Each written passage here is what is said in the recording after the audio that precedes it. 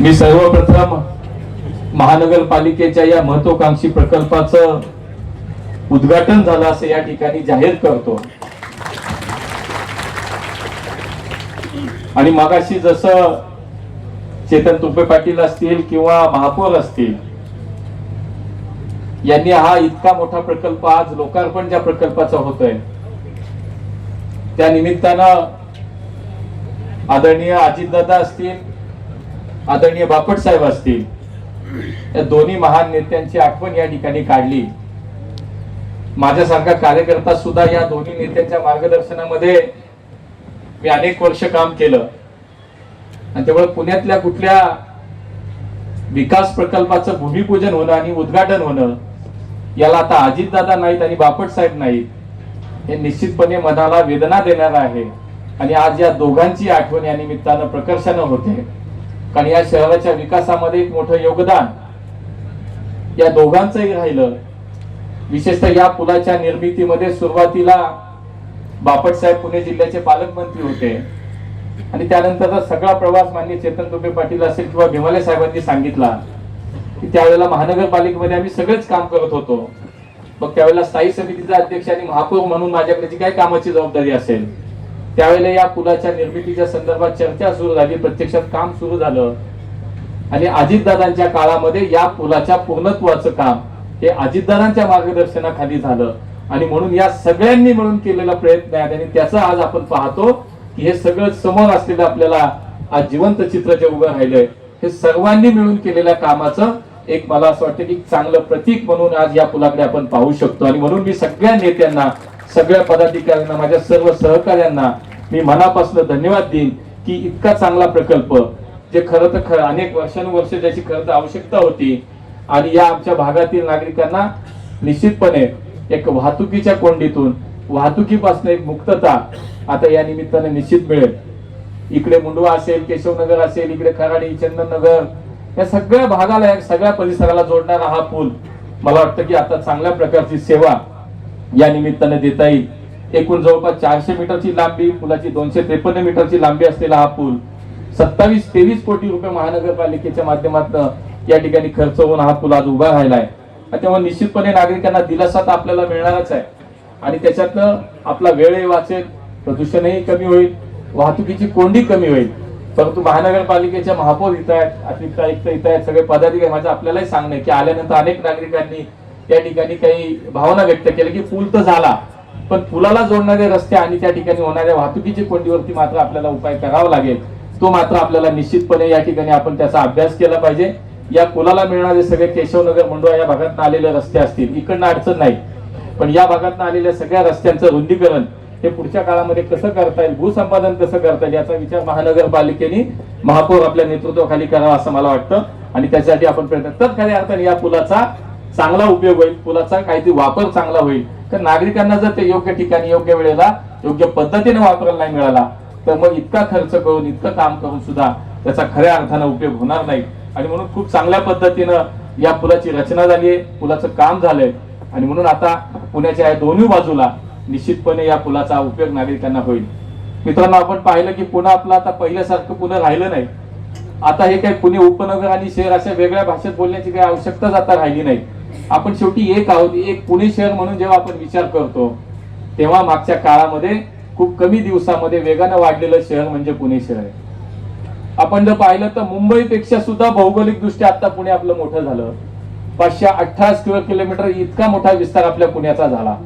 आणि म्हणून मागच्या कमी दिवसामध्ये, मागच्या काही काळामध्ये, केवळ मागच्या 5-10 वर्षाच्या काळामध्ये आपलं शहर इतकं वाढलं, लोकसंख्येच्या दृष्टीने वाढलं, नागरिकीकरणाच्या दृष्टीने वाढलं, भौगोलिक विस्तार वाढला आणि स्वाभाविकपणे काही प्रश्न हे आपल्या समोर निर्माण झाले। आपण कुठले प्रश्न नाकारत नाहीये, या शहराच्या दृष्टीने भविष्यात निश्चितपणे काही वाहतुकीचा प्रश्न आज आपल्या समोर सगळ्यांचा उभा राहिला आहे, त्या ठिकाणचे नागरी प्रश्न आहेत।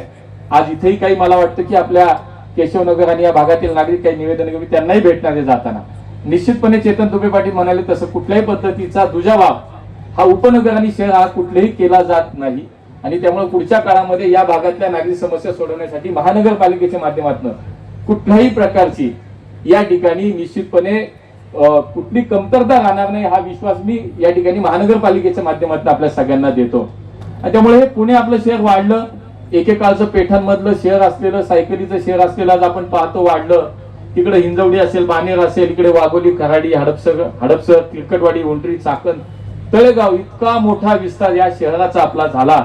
आणि म्हणून आपलं पुणे शहर हे चारी दिशांनी आणि आठी बाजूनी आता विस्तारत आहे.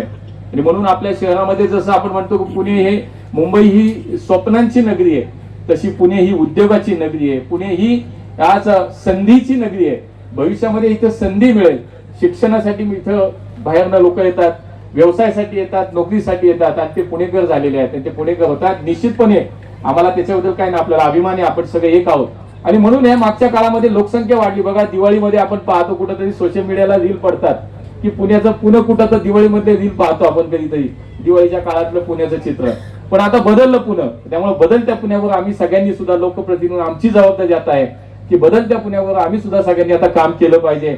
आणि या पुणेकरांच्या समस्या पुढच्या काळामध्ये कुठल्याही प्रकारच्या समस्या राहणार नाही यासाठी आम्ही सगळ्यांनी मिळून काम केलं पाहिजे. आणि आज आपण ते उदाहरण या ठिकाणी पाहत असाल, पक्ष विचार सोडून पुणेकरांच्या हितासाठी सगळे मंडळी इथे एकत्र आलेले दिसत आहेत.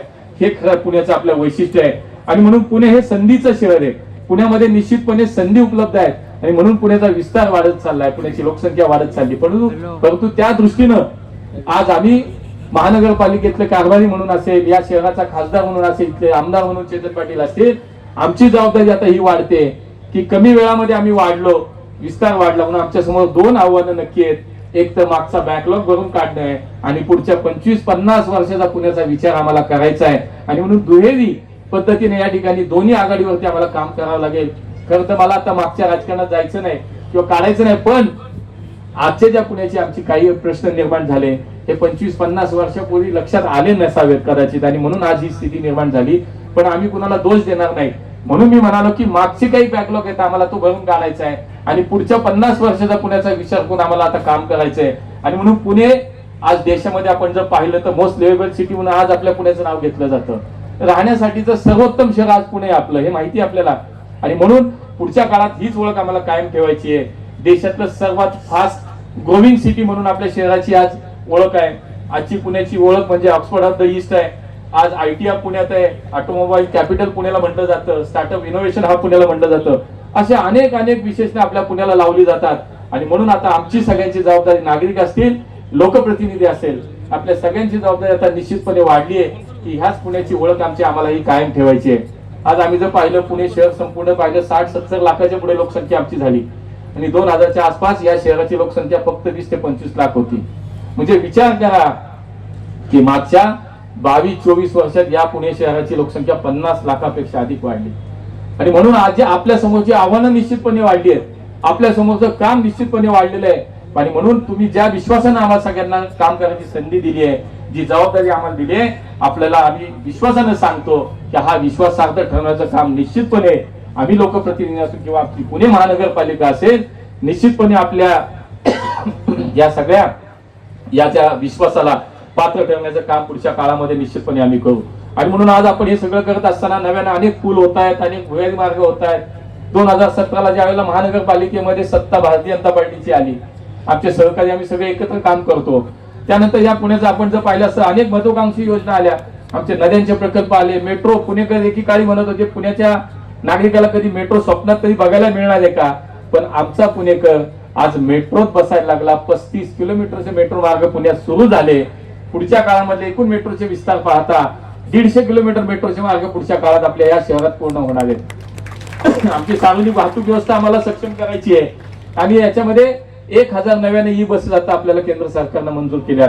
मागच्या 5-10 वर्षाच्या काळामध्ये टप्प्याटप्प्याने आपल्या या शहराच्या सार्वजनिक वाहतूक व्यवस्थेमध्ये अधिकच्या बसेसची संख्या उपलब्ध झाली. अधिकची आज आपली सार्वजनिक वाहतूक व्यवस्था सक्षम करण्याच्या काळामध्ये आज आम्ही सगळ्यांनी मिळून प्रयत्न केले. आणि म्हणून मला आठवतं की आज आपण जर पाहिलं तर मेट्रो, स्वप्नातली मेट्रो प्रत्यक्षात धावायला लागली. पुढच्या काळात या सगळ्या परिसराला म्हणजे खडकवासला ते खराडी हा नवीन मेट्रो मार्ग सुरू होतो, तो विमानतळाला जोडला जाणार आहे. हिंजवडी ते शिवाजीनगर मेट्रो काही काळामध्ये सुरू होतीये.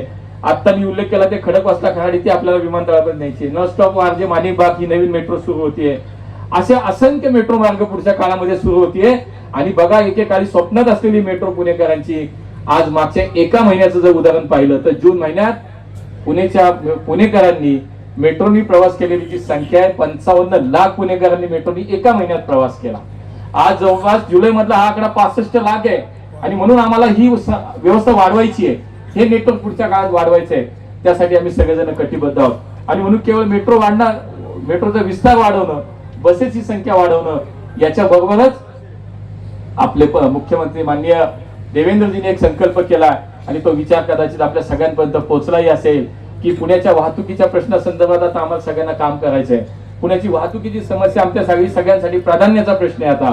आणि बाकी व्यवस्था तर चालू राहतील, त्याच्यामध्ये आम्ही सगळे मिळून तो काम करतोच आहे. पण या पुण्याच्या वाहतुकीच्या संदर्भात भविष्यातले अनेक उड्डाण पूल होतील, मेट्रोचा विस्तार होईल, बसेस येतील, नद्यांवरचे पूल आता कर्वेनगरचा आणि वारजाचा आणि सिंहगड रोडचा नदीवरचा पूल तयार होतोय. अनेक नव्यानं पूल तयार होत आहेत, अनेक विषय. पण पुढच्या काळामध्ये खऱ्या अर्थानं पुण्याच्या वाहतुकीचा एक चांगला रामबाण उपाय असेल तो म्हणजे 56 किलोमीटरच्या भूमिगत मार्गाचे एक नेटवर्क. हे पुढच्या काळात नेटवर्क तयार होतं आणि हे मुख्यमंत्र्यांनी मांडलेली संकल्पना आहे. आणि ती सुद्धा पुढच्या काळामध्ये निश्चितपणे त्याचं काम आता सुरू होते, त्याच्या बैठकाही सुरू झाल्या. त्यामुळे अधिक न बोलता मला असं वाटतं की आजचा हा पूल हा निश्चितपणे या पूर्व पुण्याच्या वाहतुकीवरती एक चांगला उपाय म्हणून याच्याकडे पाहता येईल. आणि म्हणून पुढच्या काळात दोन्ही रिंग रोड असतील, आउटर रिंग रोड असेल, इनर रिंग रोड असेल, मेट्रोचं विस्तारीकरण असेल, बसेसची संख्या वाढवणं असेल, भुयारी मार्गाचं नेटवर्क उभं करणं असेल, हा सगळ्या प्रकारचा विचार तुमचे लोकप्रतिनिधी म्हणून आम्ही सगळेजण करत आहोत. त्यामुळे निश्चितपणे आज काही समस्या आपल्या समोर आहेत, आम्ही अजिबात नाकारणार नाही लोकप्रतिनिधी की सगळंच एकदम मस्त चालू आहे. आज 100% देशात राहण्याचं सर्वोत्तम शहर आपलं पुणे आहे.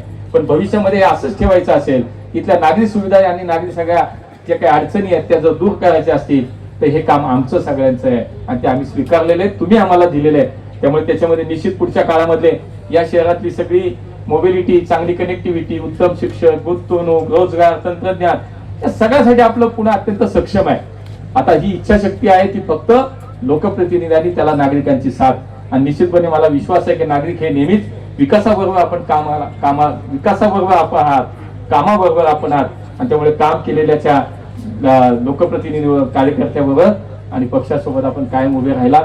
आजच्या या चांगल्या प्रकल्पाचं लोकार्पण होताना मनापासून आनंद वाटतो. पण एक नक्की आहे, आमची आव्हानं खूप आहेत, आपल्याला काम नक्की खूप करायचंय. एक केल्यानं काही हा एक विषय प्रकल्प पूर्ण आल्यानं काही काम संपणार नाही.